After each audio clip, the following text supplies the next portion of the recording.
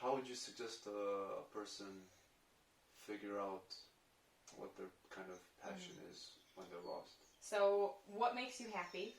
And for both of us, making people happy is what makes me happy, and what makes you happy. And this, like, literally just happened to fall in my lap, where I wasn't doing anything with... I was doing a little bit with helping people find jobs and find careers, because I had this Facebook group 3 or 4 years before making that resume for a friend of mine. And so I have always kind of been helpful in this aspect, but I never...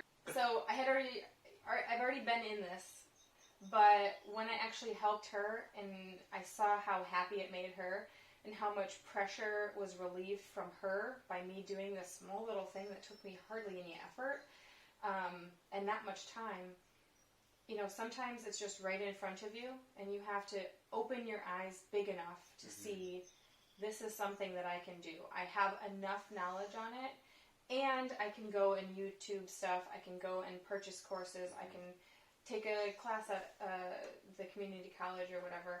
I can do some little things that aren't going to offset it a ton. I can start creating things to help people in something that seems effortless. I think that's it. So they also say, though, if you have a hobby and you love doing this hobby, that sometimes if you take this hobby and then you get paid for it and you don't like it, that's something that you also have to consider. So if in the beginning, if I was like, I don't know if I really want to do this, I could have said to people, let me do your resume for you. I'll do it for free, or I'll charge you $50 for it or whatever. And if I didn't like receiving the money, if I didn't like that aspect of it for the service that I was doing, then I wouldn't have done it. But in the beginning, I had already done resumes.